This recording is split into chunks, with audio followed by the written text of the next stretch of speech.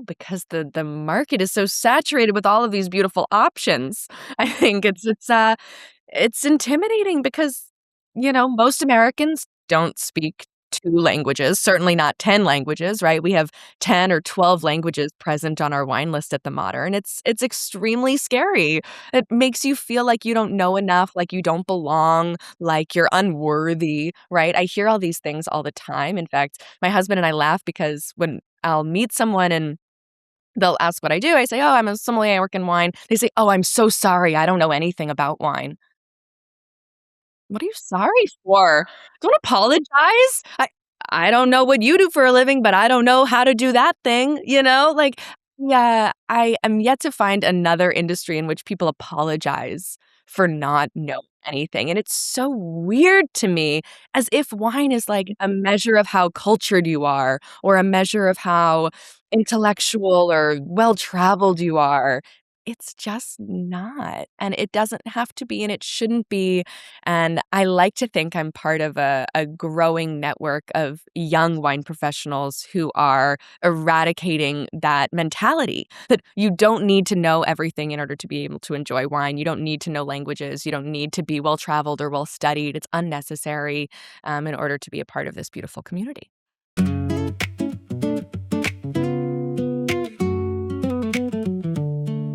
Well, welcome everybody back to the Barrels and Roots podcast. We are already having a very weird and fun conversation here, and want to welcome you all. I have an awesome guest with me today. Would you like to tell people who you are and what you do?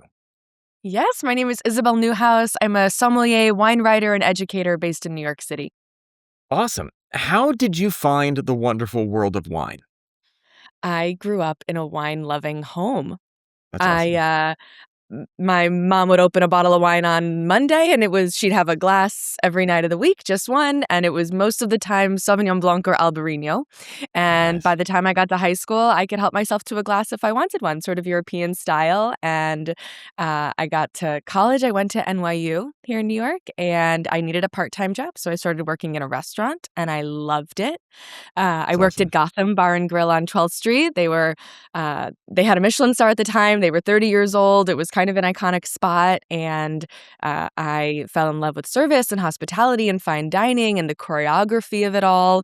You asked if I had ever been an actor. I am absolutely a retired theater kid, and so I'm not the first retired theater kid to find a home in New York restaurants, that's for sure. But I Yeah. loved it, and then wine felt like a really natural avenue for me to stay kind of intellectually engaged with service. Right?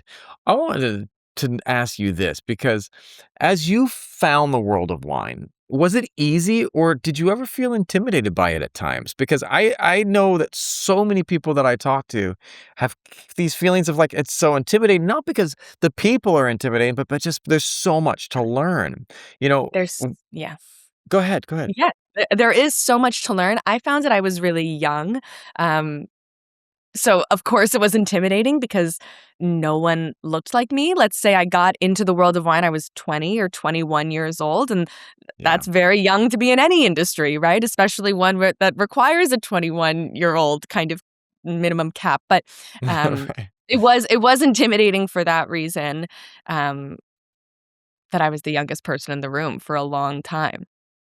And the world of wine is so global now, it's much more Yeah. global than it was before I got into it, so, you walk into a wine shop, it's no longer just France and California, like I hear that's how it was in the '80s, Hmm. but there's a whole world out there, which means there's more grapes, there's more languages represented, there's more regions you've never heard of, there's more styles and colors that didn't exist before, um, which is wonderful for wine drinkers that we have more access to more options. That's wonderful, but that is also extremely intimidating for consumers, of course. Right. Well, it's interesting too because um, how do you think people can find their way into wine even if they feel intimidated? How can they make wine fun for themselves? My gosh, wine is so fun, and it makes me Right? sad that that's even a challenge. That's rule number 1 is that wine is fun. And as I was thinking about, like, what do I really want, uh, the thesis, like, what do I want people to go home with when they hear this podcast? And I decided that what I wanted was for people to understand that you don't need to know a lot about wine in order to be able to enjoy it. You can find your way into the world of wine through pleasure and that's Right? enough. It doesn't need to be intellectual, though I do think you experience more pleasure when you know a little bit more about how your wine was made or where it comes from, but it's not Agreed. necessary. What is necessary is curiosity. What's necessary is excitement and joy and people to share it with. And I think that's how more people need to be finding their way into wine. It's less about the textbooks. It's less about the maps and the memorization and the flashcards. It's unnecessary for 99 out of 100 people. Yeah, right? It's so true, and I think the best thing for most people is to just get out there and enjoy wine. Like, it's to open a bottle and sit there and go, "You know what? This is gonna be delicious. I'm gonna have some fun, and I'm gonna try to see what this tastes like and Yeah. what it goes with," you know? And so but the most important thing for me is who I'm gonna drink it with, you know? Is who can I absolutely enjoy this bottle of wine with? Because to me, for me, the best wine experiences I've had have been when I've been drinking with someone I care about, with someone that I Right. like, and with someone who I can have a great conversation with, you know? Yeah. Yeah, wine is bottled in 750 milliliters for a reason, it's the perfect size for 2. Right? That's not Definitely. a coincidence, that's Yep. on purpose. 100%, you know, and I think that that's something that I think is that most people lose sight of. Like, I'm gonna go and try to learn about this by myself. And like when I was telling my friends they wanted to learn more about wine, I said, "Well, sign up to a class with a friend. Go tasting with a friend. Go tasting with someone that you're gonna have an absolutely hilarious time with." You know, because that's the person that you want. You know, I went tasting with one of my friends in college, and when the person tasted like was like, "There's hints of tobacco." My friend's like, "There's tobacco in this?" Like, Yeah. I just quit smoking, man.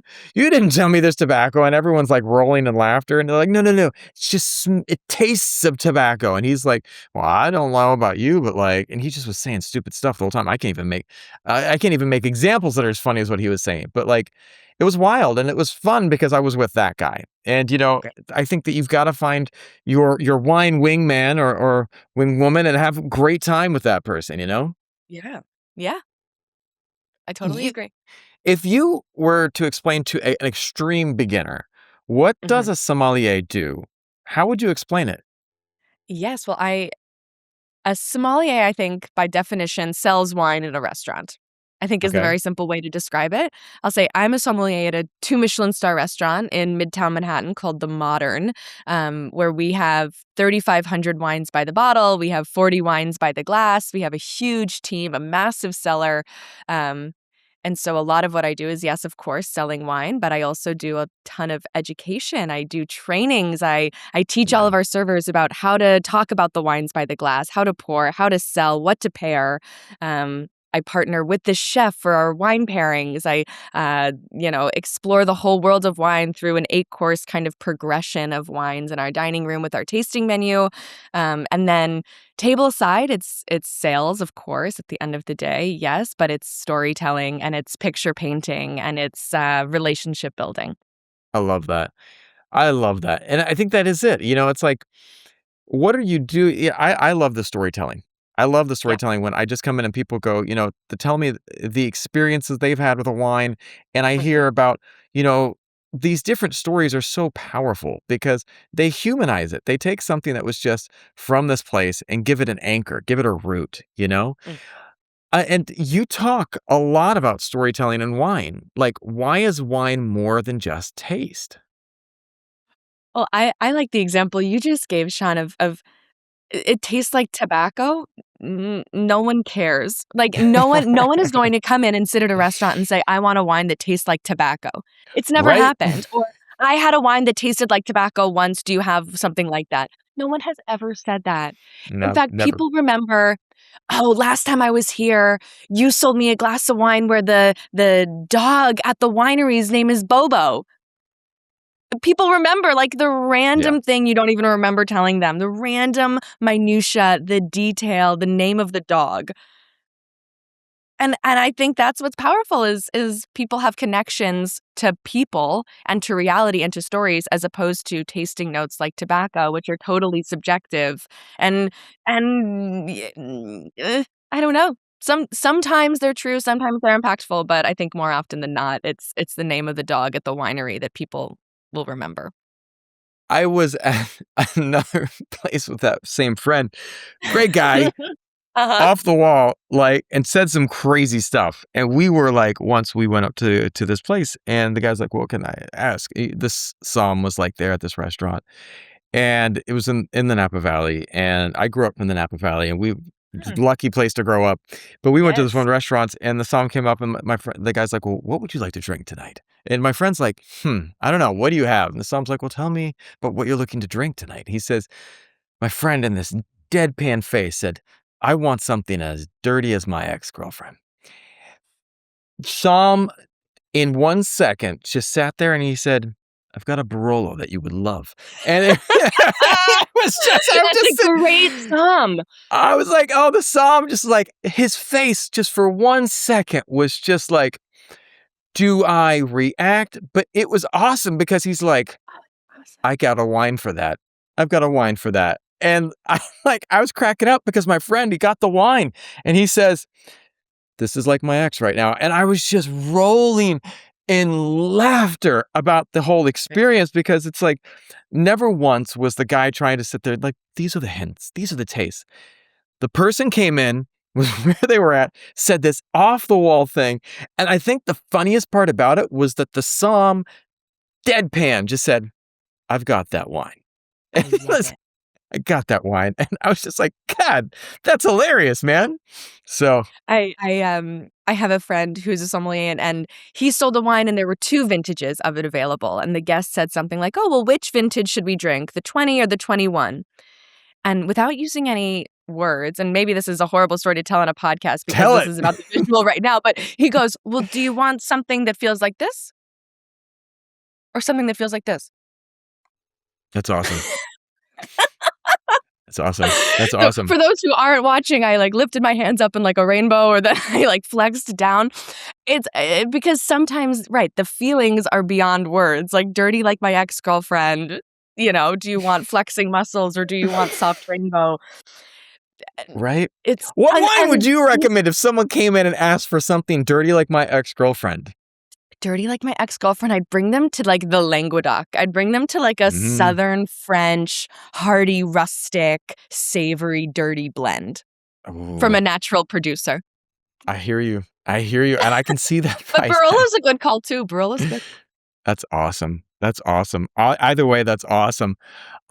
What's one thing people completely misunderstand about like fancy restaurants and wine culture?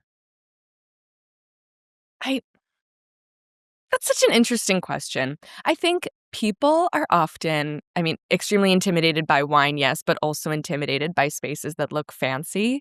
Yes. So we're in Midtown. We have 2 Michelin stars. We have white tablecloths. We have servers in suits and, back waiters in vests. It's like the whole song and dance of it. And I think people enter that room and Mhm. become very serious. Like, we can't laugh too hard. We can't goof around. This is a serious dining experience. And what I would love is if more people had more fun. Like we talked about, wine should be fun. Wine Yeah. should not be intimidating. I think going out to dinner should be fun. Going out to dinner should not be intimidating. That's what I think people misunderstand. I think that one of the things that I thought that was hilarious about fine dining, I worked at a bunch of fine dining restaurants. Uh, and one of the challenges that I had was that I had a hard time keeping the back of house energy and the front of house energy like separate. Because to me, Mhm. dude, the back of house was ruckus. Like chef was, all of these different chefs were just hilarious, busting up, Yeah. so much swearing, so much like bickering, yelling, teasing each other. Dude, it was one of the most wild experiences I ever had. And then suddenly that you cross that door and it's like, "Here's your food, sir." And it's like, if they understood the chaos that was going on back of house and before they got their food, I think that they would enjoy it more because it's like fine dining doesn't have to be stuffy. It doesn't have to be Mhm. uptight. It can be rock and roll. Like, I would love if more restaurants brought the rock and roll into fine dining. Why do certain wines make people emotional or remind them of memories or experiences? Wait, can we go back to the last topic before we Please move do. on? Please do. Okay, okay. Well, we talk a lot in the restaurant about something called swan theory. Are you familiar with this? No, talk to me about this. Is that a swan you see, like, gliding on top of the pond, right? And it's, like, perfectly smooth and hardly makes a wake, but underneath the water, Mhm. the swan's feet are going Yes. crazy, and you can't see them, and they don't even make a ripple in the water. So, we think about, like, okay, the back of house is the engine, right? Is the Mhm. flippers underneath the water that no one has to see, and we, the Yeah. servers, are there to be like the beautiful swans presenting everything as if everything is peaceful, even though we know there's, like, crazy flippers going on under the water. Um, and so there's yes, maybe it would be more fun for people to get a peek behind the curtain and see what's going on under the surface, but I also think part of the magic is that they don't. That they sit down and, like, something beautiful just appears, and there's That's something true. magical about, like, kind of keeping some ignorance, kind of not wanting to know what's going on behind the scenes. I don't wanna know how the sausage gets made, I just wanna know that it tastes good, you know what I mean? It looks Like, maybe it's fancy. not as beautiful. Yeah, Yeah. Well, that's interesting too. I never thought about that way, but that is actually kind of awesome. Because, it's like, I think that it's like magic, like when you see a magic show, you don't wanna see how the magic trick is done. You just want it to right. magically appear in front of you. But I still think that, we have to remember that magic is fun. And Yeah, restaurants, even if they're fine dining, should be fun as well. Have this magical surprise that comes out in front of you. But like, I want to ask you this, like, why yeah. do certain wines make people emotional and remind them of memories and experiences? Because I've got, like, I had this one glass that I had, and I drank it, and I was like, Christmas. And I was just like, "Why is that Christmas?" And I was like, there were hints of cinnamon in it. It reminded me of this Mm, cinnamony flavor, and I don't know what else, but it just had that spice to it, and I was just like, I remember it of, like, some type of apple cider or from a Christmas at some time, and yeah. it took me back. How does that work? I mean, it's about, like, your retronasal memory, which is, Mhm. that's the science of it. It's, like, the same reason, people have emotional connections to, like, a family recipe, right? It Yeah. brings you back, it feels nostalgic, it feels emotional, you feel connected to it, um and that's the power of wine. What I think is Mhm. so great about wine, and not to hate on cocktails or spirits or beer, but that I think is the emotional power that grapes have that Yeah. other fermented or distilled products simply don't have. Um, that grapes are so, uh, transparent, like, they really translate a time and a place incredibly effectively and beautifully and deliciously directly to you, and that's why you don't hear about those kinds of experiences with tequila or with beer or with cider. It's just wine has that power. It's so special. Right? It's so special. Now, you've worked hard to make wine feel more accessible. Why do you think wine became so intimidating in the first place? Oh, because the market is so saturated with all of these beautiful options. I Right? think it's intimidating because, Yeah. most Americans don't speak 2 languages, certainly not 10 languages, right? We have 10 or 12 languages present on our wine list at the Modern. It's extremely scary. It makes you feel like you don't know enough, like you don't belong, like you're unworthy, right? I hear all these things all the time. In fact, my husband and I laugh because when I'll meet someone and they'll ask what I do, I say, "Oh, I'm a sommelier, I work in wine." They say, "Oh, I'm so sorry, I don't know anything about wine." What are you sorry for? Don't Right? apologize. I don't know what you do for a living, but I don't know how to do that thing, you know? Right? Like, yeah, I am yet to find another industry in which people apologize for not Right? knowing anything, and it's so weird to me, as if I never wine thought is about like that a one. measure of how cultured you are or a measure of how intellectual or well-traveled you are. It's just not, and it doesn't have to be, and it shouldn't be, and I like to think I'm part of a growing network of young wine professionals who are eradicating that mentality that you don't need to know everything in order to be able to enjoy wine. You don't need to know languages. You don't need to be well traveled or well studied. It's unnecessary in order to be a part of this beautiful community. I think that one of the things that I love, there's a lot of things I love right there. But one of the things that I think is really interesting is that just show up. Just show Yeah. up, just be there. And the reality is that most people are gonna be happy you're there. Um living in Southeast Asia, I live part of the year in Vietnam, part of the year in the US. And Wow. when I'm in Vietnam, one of the things that I find is that you don't have to be fancy or know certain things to go and enjoy Vietnamese food. You just show up. There is one restaurant down this alleyway over here near my house that it should be have a Michelin star. Her food, her duck noodle soup is so ridiculously good Yeah. that it is the best thing I've ever eaten in my life, hands down. And I have eaten at some of the finest restaurants in different places. This food at this little place is so good. And you don't need anything. You just need to get there and have it and sit there and go, "That's amazing." I was talking about it all the time, and my team, it was like my couple of my members on my team were like, "Dude, Mr. Shaw, what are you talking about? This it can't be that good." And they went there and they're like, "That was great." And I said, "Now, would you know how great it was if you hadn't have gone there and tried it?" And they said, "No." And I think one of the things though too is like I think it's easy for us to have one experience, but then to go back again and again and again, it gets challenging, and I think you have to be willing to make those first steps, go beyond your intimidation points, and then keep showing up. And I think that with wine, sometimes the barrier to entry can be challenging because everyone thinks that it has to be expensive. And here's my question for you because like what's the difference between drinking expensive wine and actually understanding or enjoying it? Like does your wine have to be expensive for you to show up and be doing wine right? It's such a good question. I tell people all the time that the most important money you'll spend is the difference between a $10 bottle and a $20 bottle. I think if all you Mm, have is 10, I mean, here in the States, I don't know how the wine retail market is in Vietnam, but here in the States, if you only have $10, you should drink beer. If you have $20, you can drink an okay bottle of wine. Um, and by okay, I mean, made by people and not machines. I mean, yeah. has some kind of personality or sense of place, interesting, tasty, delicious. Yeah. Will it be profound? Maybe not, but who Mm. cares? Not every bottle should or could be profound, whatever. Um, but so I think $20 is where the conversation needs to start for people purchasing wine retail in New York or in America.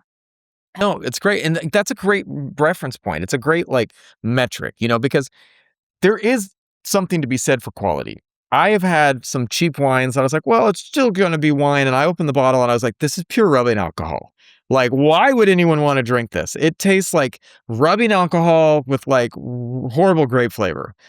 And then I've also had some mid-range wines that are like, that was fantastic and delicious. But there's this threshold kind of that you have to get across to have something that is worth putting your time into. But like, Yeah, how does someone know? How do you know if it's worth putting your time into? Where do you that's go look? such a What good question. references are helpful?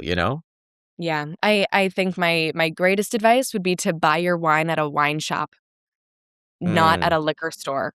I think making sure that the selection has been curated by someone who knows what they're talking about, as opposed to, like Bob's Liquor Mart on the corner that sells Tito's by the pallet. Like their job at the liquor store is not to curate a beautiful wine selection, it's to make money. And that's fine. And so they sell grocery store bottom shelf wines at liquor stores. And that's okay for some people, wonderful. But if you're trying to have a delicious experience for $20, then the selection needs to be curated by someone who knows how to do that. And I think the best way to ensure that is by going to your local wine shop and developing a relationship, talking to the person, starting a profile in their system so that they'll keep track of what you had last time and then what to recommend for yeah. next time. Like that's really the best advice I could give anyone is to go to a wine shop instead of a liquor store.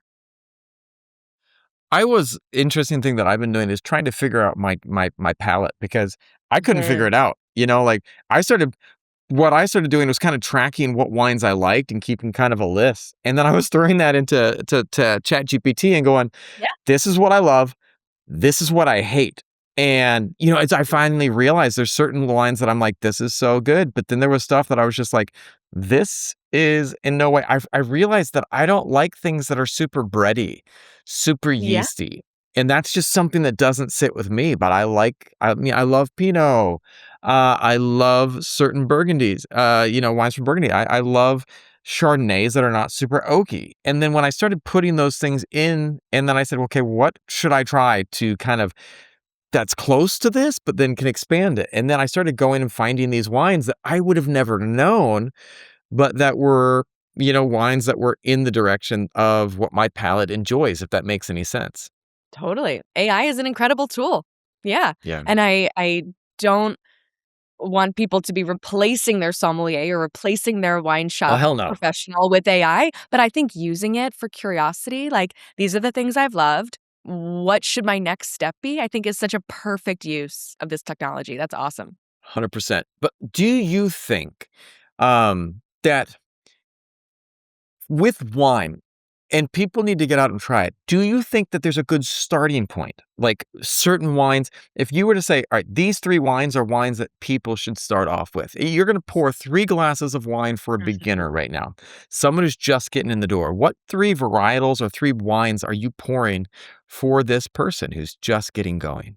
That's such a good question. I love it. And I am going to say it's going to be 3 white wines, and then it's going to be a second flight of 3 red wines. Oh, do tell, because this is what I'm talking about. It can't just be 3, because if All it's right, 3, then it needs to be if it's 3, it needs to be sparkling white red, and then we can hardly right. get any information because you don't have enough data.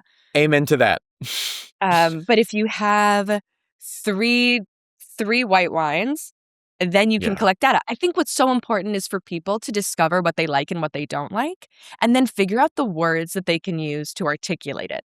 And it's rarely going to be, "Oh, I like wines that smell like lemon." I think that's much less effective than, "I like light-bodied wines. I like mineral-driven styles of wine. I really love Italian white wine." Right? We can get a little bit more specific, but being like, "Oh, I like lemony white wines," kind of useless because all white wines have some hint of lemon-ish. So, what I would do is German Riesling German Riesling, Sancerre, Sauvignon Blanc from the Loire Mm. Valley, um, and then I would do California Go back and Chardonnay. say that again. I don't know why when you made a hand gesture, it made a thumbs down image on screen. A German I said Riesling. German Riesling, and it gave me a thumbs It gave you down. a thumbs down. I don't know how and why it did that. That's crazy. God damn it, Riverside. Screw you. All right, a German. Justice for What? German Riesling. Um, yes, German Riesling that has residual sugar, like something decidedly off dry. Okay. Sancerre, something very dry, very fresh, very citrusy. And then California Chardonnay, something like overtly oaked. Okay. And I would have those 3 be kind of the benchmarks for styles for white wine. Nice. All right. Where are we going with your reds? For red wine, it's harder because I think 2 of them, one has to be Pinot Noir and one has to be Cabernet. Mm. And I think one has to be Italian. Ooh. So I think it would be Burgundy, Pinot Noir from France. I think it would be Cabernet, let's say from Napa, sure. Okay. And then I think I would do either Nebbiolo from Piedmont or Sangiovese from Tuscany. Oh, And I would wow. use those as the barometers for light, medium, and high tannin, which I think is really Mm. important for people when talking about red wine. But also stylistic differences. I think red wines, even more so than white wines, are so communicative of uh, climate. I'm sorry, I just Yeah. fully lost my train of thought. So communicative of their climate. No So, problem. being able to kind of pinpoint, okay, well, Burgundy is colder, Napa is sunnier, Piedmont is way up in the mountains, and here's how all of these things affect it. I think red wines are really good at communicating those things. So we could use that as a barometer. But then I would like to do another flight of sparkling wines and another flight of fortified wines, and we could do port and Madeira and sherry. That could be fun. Ooh, I like oh, geez. You got me. You're speaking my language right now. I think that that Yeah. sounds awesome. You can't I pick w just 3. right? You can't. It is Yeah. ridiculous, and I think that's the beauty of tasting, and I think that's you're the first Mm. person who's seen the fault in that question, because the question it has this assumption that you can get this, understanding of wine with 3 glasses, and the reality is, like, you can have 1 glass of white and, like, have no reference point as to what other things exist, and I mean but most of the time, people do pick a sparkling, a white, and a red, and I think that was kind of the direction I had with that, but at the same time, what if they get the wrong white and that person's like, "Yeah, I don't like white wines." I had that with white wines where I had early white wine experience. I had this super buttery Chardonnay, and I didn't like it so much. And Mhm. not that it was just something that wasn't my style. But then I had years later a Sauvignon Blanc, and I was just like, "Ooh, I really enjoyed that." You know, it was a whole Mhm. different experience for me, and I don't know why. I think it was a more balanced wine. I think that the Chard that I had was just not a great Chard, and like, Right. but my point being, it's hard if you only get a single reference point. You might not like it, you know? Well, I think, unfortunately, people because the barrier of entry is so high for bottles of wine, if you have one bad experience with California Chardonnay, you're not Right? gonna pay $30, $40 for another bottle of California Chardonnay to give it a second chance. It's not worth it to most consumers. It's not what's gonna happen, and so the first impression is so important, and unfortunately, the first impression for so many wine drinkers is, like, whatever your parents drank when you were a teenager or whatever you could get your hands on when you were in college or, whatever someone poured you one time, and then that's your impression for the rest of your life. So that's where we get people who write off full categories, full, beautiful, diverse, bountiful categories like California Chardonnay. There's a huge range. It's an incredibly Yeah. diverse category of wine. And there are so many people who say ABC, anything but Yeah. Chard. Right? Right? Yeah. You're 100% right. And it's interesting too because we're quick to make judgment, but I think you hit the nail on the head where people, if they don't go to a place where they can have a great tasting experience, and this is why I love going to wineries where you can taste a lot of different wines, because you go in there and you go, I don't like this, but then you try more of it and you're like, well, actually, maybe I do. Maybe that one. Oh, I tried this one, and these are both types of rosés, but that rosé is amazing, and this one's okay. And then I like to ask the person in front of me, either the som or the person that's just the wine educator at that moment, why am I liking this one? What is it about this wine that is appealing to me? Do you have any reasons? And then that's where they start describing things, and that hints of tobacco actually creates a reference point for me that makes some type of sense, you know? Mhm. I want to ask you this because you connect wine, art, language, and culture. Why do you think humans care so much about sharing food and drink together? 'Cause I think there are, like, fundamental human truths, and I think some of them are net positive and some of them are net negative, and you could argue, but I think, like, an example is religion, right? For whatever Yeah. reason, humans, since the beginning of time, have wanted something to believe in, and so we've found religion. Okay, great. Like, the human race has kind of decided that. I think sharing meals is another one of those human truths. Since the beginning of time, that's what humans have wanted to do, gather and nourish and nurture one another, and I think wine is a beautiful symbol of that. Wine is a fundamental human truth too. It's as old as anything, and people will do it and people will gather and it builds community, it builds connection, it builds relationships. Um, and I think it's important. And as we see these headlines talking about how Gen Z isn't drinking anymore, which I think is a total farce. I don't think it's true at all. I mean, I'll just open my eyes. Here in New York, Right. everyone is drinking alcohol. Like, come on, let's just Right. look at the reality of it. But um, there is just no way that a generation cutting back on drinking is going to end this industry. This industry is old and it is tradition and it is culture and it is a fundamental human truth. And no drinking trend is going to put a stop to it. It's just not gonna happen. The If you go back and look at different things, um, movies. If we go back before movies, there were radio shows. If you go back before radio shows, there were plays. You go back before plays and you get, storytellers that were like it from ancient times. Like, we're getting ready to have the release of um Christopher Nolan's The Odyssey, which was a 3,000 plus year old, maybe older story that was originally an oral tradition that storytellers would learn and pass down from person to person before it was suddenly transcribed later on after that said story had been passed on already for like 500 or so years before they wrote it down. Um, things change. We have changing medium, but movies are not dead. It's changing form. So we have a different way we consume storytelling, but storytelling will always be there. And Mhm. wine is one of the original forms of storytelling. You 100%. have this old tradition that from all over the world. I love I flew from Vietnam over the Middle East, over Europe to the East Coast of the US. And when I was flying over the Middle East, I was looking down and I would see these different cities, Muscat. I was like, "Well, that's where that grape came from," you know? And we were flying to all of these other different places. I flew over Bordeaux and I was like, "That is Bordeaux." Like, oh my goodness. And you just see Yeah. these places for thousands of years, humans have been taking these little grapes and making a drink that helped them gain perspective on life, Mm, love, the world, art, and everything around them. It was a beautiful thing. I'm gonna actually start a segment on this podcast. I do talking head videos on all my podcasts that are just like I sit here and I reflect on something. And I have a lot of podcasts. I have a Growing Money, which is about money. I have like Be Better in Life, the Sean Trey Show, and I have my Full Battery Media, which is about content. But I was sitting there like thinking, what can I do on this podcast? You know, because I'm not a som. I don't know all about wine.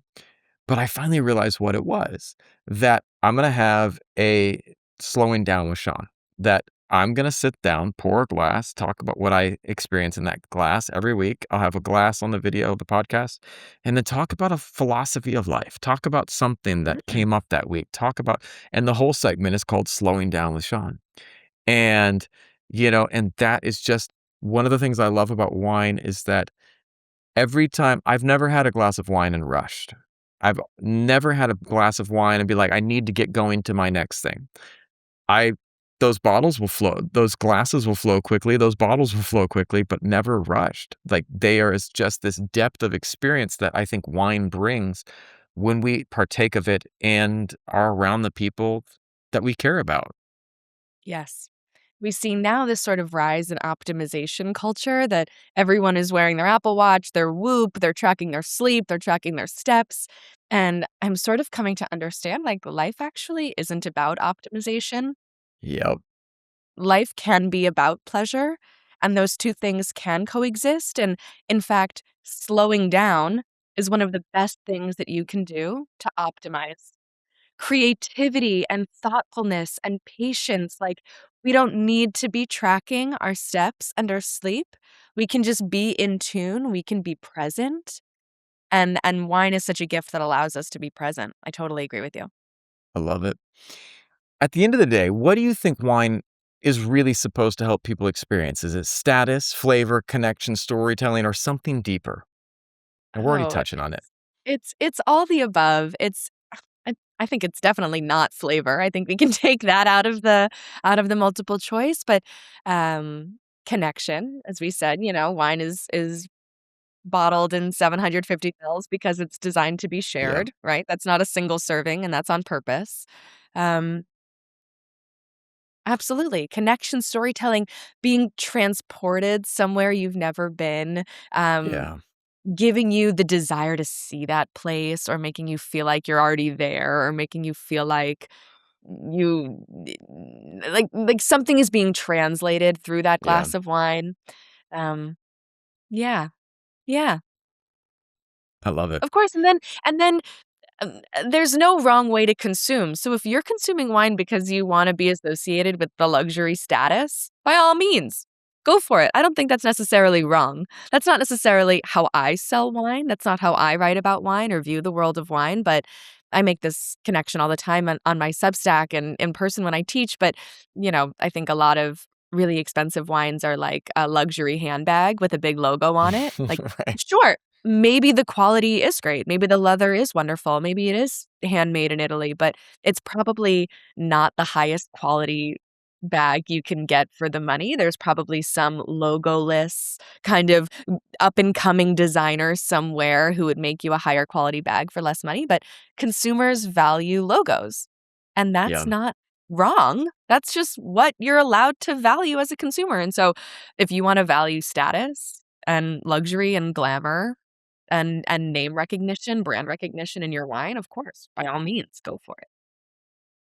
I I got to make a couple years ago, my wife wanted a fancy bag and bag that I didn't have the money for. And I felt bad a little bit because she wanted something nice. And I said, but I have a way to do something.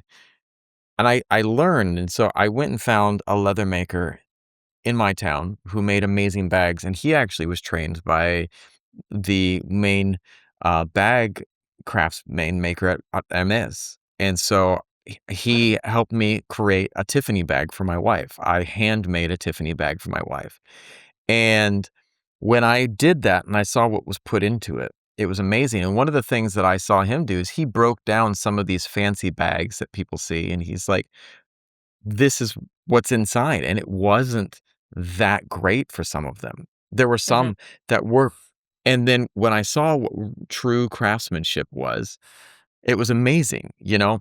But at the end of the day, what was important was the heart of what was going in.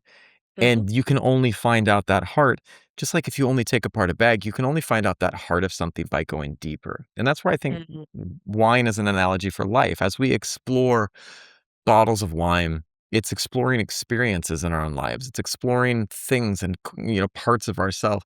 There are things that we're going to find out we don't like. I remember this one summer, my mom got me into a bunch of sports, and I learned that summer that I hated a bunch of different sports. I'm not a big fan of tennis. I don't like mhm, standing out in the sun. Golf and me are a no-go. It is just not my thing. But I found out that I'm really good at martial arts. I found out that I loved indoor sports. I loved volleyball. I loved badminton. And learning what I loved and what I disliked was just all the journey. And sometimes you had to sit there through a bad glass of wine. Sometimes you had to mhm, sit there and go, this is not what I'm liking, to get to the next class. But mhm. can you be present in that experience, Yeah, you know? yeah, that's beautiful. Yeah. Where can people go to find out more about you and what you do? Yes, I write about wine on Substack. My newsletter is called Wine Ideas. Um, So you can read my writing there, and what it really is a landing page for all of my other wine consulting services. So I'll curate a case of wine and ship it directly to you based on your preferences, your budget, your tastes, your needs, what have you. I do a lot of private events. I do birthday parties, bachelorettes, rooftop parties, housewarmings, all that, and I do corporate groups. So like teaching the interns how to take a client out and how to look at a wine list and how to be comfortable walking into a wine shop or with a wine list in your hands. You can find me by visiting me at the Modern on 53rd Street in Midtown Manhattan. Um, and you can follow me on Instagram at Isabel Kardon Neuhaus.